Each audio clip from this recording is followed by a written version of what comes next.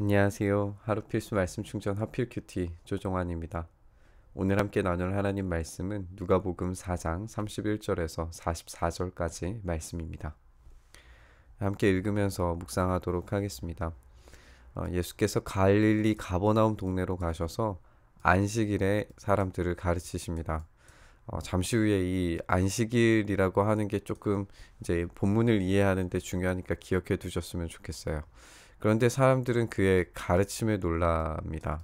그 말씀이 권위가 있었기 때문입니다. 그때 그 회당에 악한 귀신의 영이 들린 사람이 하나 있었는데, 여기에 주의 깊게 한번 보시죠. 하나 있었어요. 악한 귀신의 영이 하나 있습니다. 들린 사람 하나, 악한 귀신의 영도 또한 하나예요. 단수로 되어져 있어요. 그가 큰 소리로 이렇게 외칩니다. 아, 나사렛 예수님. 이게 이제 조금 우리가 읽을 때에 큰 소리로 이렇게 외쳤다. 아, 나사렛 예수님 이렇게 하니까 좀 어, 이 실감이 덜한데, 큰 소리로 아 하고 외쳤다. 이렇게 좀 더 실감 나는 그 아로 읽어보시면 좋을 것 같습니다. 그렇게 큰 소리로 외치는 거예요. 엄청난 충격적인 대면의 상황인 거죠. 악한 귀신으로서는. 그래서 나사렛 예수님 왜 우리를 간섭하십니까? 우리를 없애려고 오셨습니까? 나는 당신이 누구인지 압니다. 하나님께서 보내신 거룩한 분입니다. 라고 이렇게 이야기를 합니다. 우리가 이 장면을 좀 한번 다시 살펴보죠. 하나가 있었는데 우리를 간섭하고 우리를 없애려고 오셨다라고 이렇게 이야기를 합니다. 그렇다면 여기에서 이 우리라고 하는 것은 누구를 이야기하는 걸까요?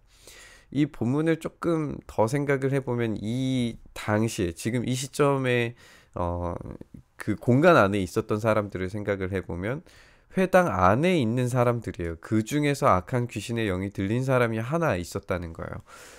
누가는 이 본문에서 의도적으로 어떤 질병과 영적인 문제를 분리시키고 있는 것을 발견을 하게 됩니다.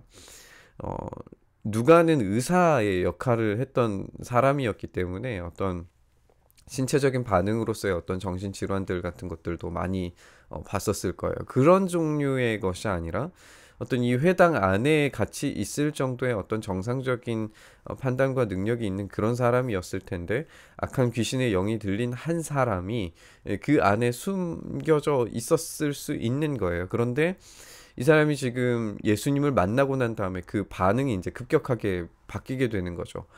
큰 소리를 외치며 아라고 외치면서 나사렛 예수님 왜 우리를 간섭하십니까? 여기에 이제 우리가 이 장면의 힌트를 좀 얻을 수 있을 것 같아요.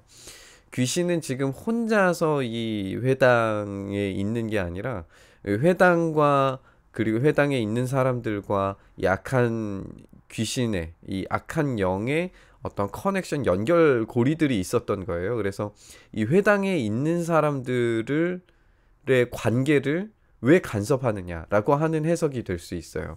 그렇게 생각을 하면은 우리를 없애려 오셨습니까? 라고 이야기하는 것 자체가 하나님께서 심판자로 지금 오셨기 때문에 나만 죽이려고 하는 게 아니라, 나만 쫓으려고 하는 게 아니라 지금 회당에 있는 우리들, 이 연결고리가 되어져 있는 이 회당 안에 있는 사람들까지도 다 지금 없애실 겁니까? 신경 끄고 저리 가십시오라고 하는 그런 의미가 됩니다. 지금 나와 이 회당의 어떤 관계가 지금 밀접하고, 나만 지금 쫓아내려고 하는 게 아니라 지금 회당에 있는 사람들까지 위해를 가시겠습니까? 그냥 신경 쓰지 말고 지나가십시오. 나는 당신이 누군지 압니다. 하나님께서 보내신 거룩한 분입니다. 라고 지금 이야기를 하고 있는 거예요. 여기도 조금 더 한번 생각을 해보면, 당시에 이제 고대 근동의 어떤 사람들의 마음속, 사고 구조 속에는 어떤 그 영적인 존재의 이름을 알면 그 이름을 부르는 그 순간에 어떤 지배력, 또 어떤 그 상하 구조를 만들어낼 수 있다라고 하는 생각을 가지고 있었어요. 그래서 이름을 부르는 것이 굉장히 이제 신적인 존재를 자기가 정복하고 자기 아래 두는 그런 역할인데, 오늘 이 사탄이, 이 악한 귀신의 영이 그 일을 하려고 하는 듯이 보입니다. 그러니까 예수님께서 곧바로 그를 꾸짖어서 말씀하십니다. 입을 닥치고 그 사람에게서 나가라. 이거는 어떤 그 욕이 아니라 네가 나를 어떤 다스릴 수 있는 권한이 전혀 없으니까 그냥 그 사람에게서 얼른 나가라. 네가 더 이상 말하지 않아도 된다. 그냥 말하라. 떠나가라 라고 하는 이야기를 지금 하시고 계세요. 그러니까 귀신이 그를 한가운데다가 쓰러뜨려 놓고 그에게서 떠나갑니다. 그런데 그에게는 상처가 나지 않아요. 사탄은 지금 회당 안에 있고 그 사람들과의 어떤 연결고리들이 있고 나를 쫓아내면 이 회당에 있는 사람들을 다 막 어떤 위해를 가해야 되는 것처럼 막 그렇게 자신이 할 수 있는 것처럼 내가 이 회당을 지금 꽉 잡고 있는 것처럼 그렇게 설명하지만 이 악한 영이 예수님의 명령에 의해서 떠났을 때 그 사람 한 사람조차도 상해를 입히지 못했다는 사실을 우리가 발견을 하게 됩니다. 그러니까 사람들이 모두 놀라서 이제 말을 하죠. 이 말이 대체 무엇이냐? 그가 권위와 능력을 가지고 악한 귀신들에게 명하니 그들이 떠나가는구나. 이제 사람들이 그 능력을 알아보기 시작을 하는 겁니다. 그래서 예수의 소문이 그 근처 모든 곳에 퍼지게 됩니다. 아직 안식일이 끝나지 않은 것 같아요. 예수님께서 회당을 떠나셨어요. 장면이 지금 이어지고 있는 거죠. 시몬의 집으로 들어가십니다. 시몬에 대한 설명이 더 자세하게 나와 있지 않는 건 아마 이 글을 읽고 있는 사람은 이 시몬이 누구인지 다 알고 있기 때문일 거예요. 지금 예수님께서 이 시몬을 아직 부르시기 전의 이야기입니다. 이 시몬의 장모가 지금 심한 열병을 앓고 있어요. 그래서 그 여자를 두고 예수님께 청합니다.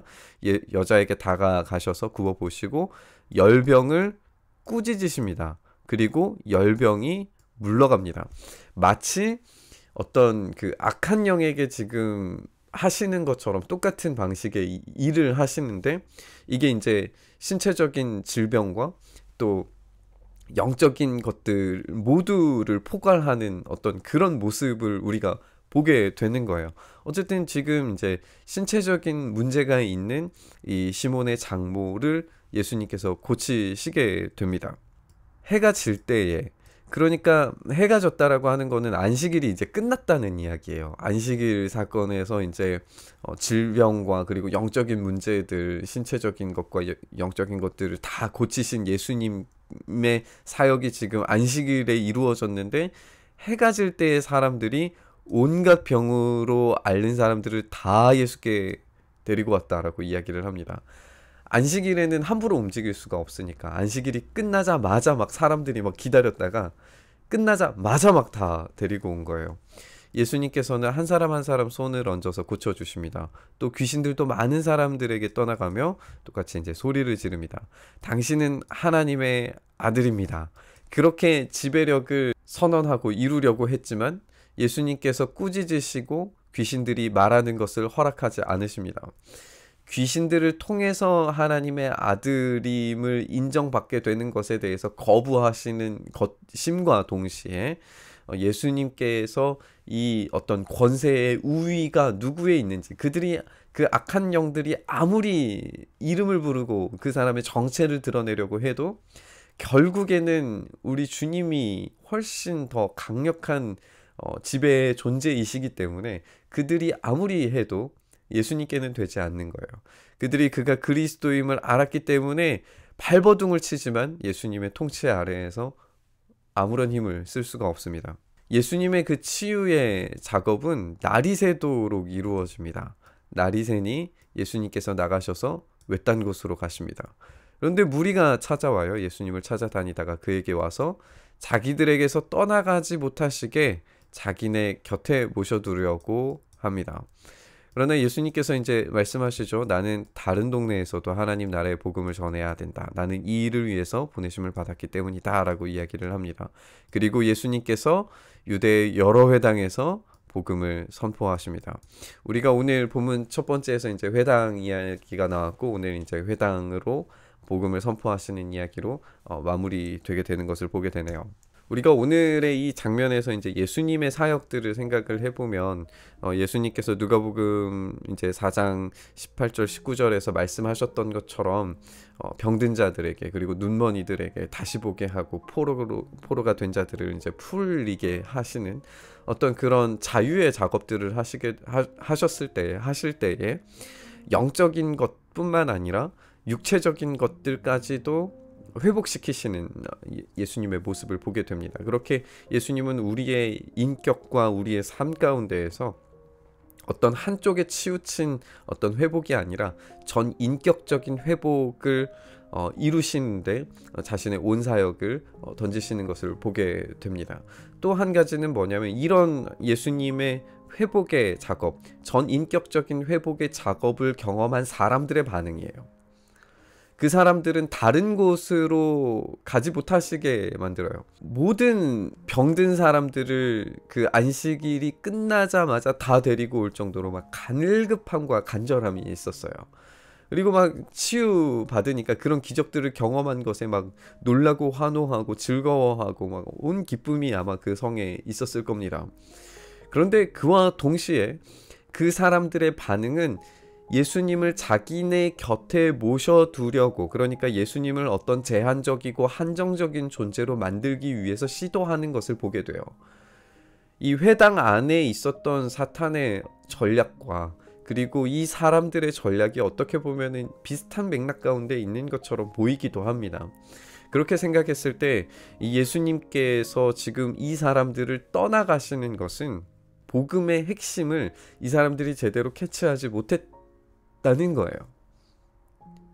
진짜 복음은 확장되고 퍼져가고 낮은 곳으로 아픈 사람들, 그리고 정말 치유가 필요한 사람들, 영적으로 육체적으로 또 물리적으로 정말 다양한 곳에서 억눌리고 억압받는 사람들에게 참된 자유와 무엇을 위한 자유인지를 확실히 알게끔 해주는 그런 일들을 하시기 위해서 예수님께서 그 부르심의 사명을 감당하고 계시는데, 그것을 자기들의 소유로 지금 만들려고 하는 거예요. 우리의 교회와 우리의 믿음이 우리의 삶의 어떤 한정적인 공간에 임재하는 어떤 제한적인 상자 안에 복음을 가두어 둔다면 이 오늘 가버나움에 있는 사람들과 별반 다르지 않을 겁니다. 오늘 이 말씀을 함께 묵상하면서 복음은 늘 항상 예수님께서 낮은 곳을 향하여서 확장성 있게 퍼져나가는 미랄이 심기어져서, 한 알의 미랄이 심기어져서 30배, 60배, 100배로 퍼져나가는, 그리고 누가복음과 사도행전을 연결시켜서 봤을 때 이 교회가 그냥 단순히 예루살렘에 머물러 있지 않고 온 유대와 사마리아와 땅끝까지 퍼져나가는 어떤 이런 정체성을 가지고 있다는 것을 우리가 생각해 볼 때, 우리의 믿음이라는 것, 우리가 가지고 있는 복음이라는 것이 늘 언제나 확장성을 가지고, 그리고 어려운 이웃들을 위하여 단순히 영적인 것뿐만 아니라 육체적인 필요들까지도 예수님께서 채워주셨다는 사실, 그거를 동시에 하루에 하셨다는 사실을 우리가 기억했으면 좋겠습니다. 그랬을 때 우리의 복음의 사역들이 어떤 한 부분에 불균형 잡힌 어떤 모습으로 사역이 이루어지는 것이 아니라 균형 잡힌 밸런스 있는 그런 사역들을 회복하게 될 줄 믿습니다. 오늘 이 말씀 묵상하면서 복음의 균형, 그리고 복음의 확장성을 우리의 삶 가운데, 우리의 교회들 가운데 경험할 수 있기를 위해서 함께 간절히 기도했으면 좋겠습니다. 주님, 우리가 그렇게 우리의 영적인, 그리고 우리의 육체적인, 우리의 실제적인 문제들을 우리 주님께서 언제든지 얼마든지 그 강하신 능력으로 사탄의 지배력을 뚫고 우리를 다스리시는 온전한 주님의 통치를 우리가 경험할 수 있기를 간절히 소망합니다. 뿐만 아니라 이 복음이 우리에게 매여져 있는 것이 아니라 늘 언제나 이 복음이 확장성 있게 우리의 주변과 우리의 가족과 우리의 일터와 그리고 우리의 살아가는 모든 삶의 공간 가운데 확장되어져 갈 수 있도록, 그래서 복음의 능력이 지금도 여전히 유효함을 우리가 세상 가운데 보여줄 수 있는 참된 믿음의 사람들 다 될 수 있도록 주님 붙드시고 인도하여 주시옵소서. 주님, 그렇게 우리의 인생 가운데 확장성 있게 일하시고 역사하여 주시기를 간절히 소망하며 우리 주님 예수 그리스도의 이름으로 기도드리옵나이다. 아멘. 오늘 부딪힌 말씀 가지고 함께 기도의 자리로 나아가시죠.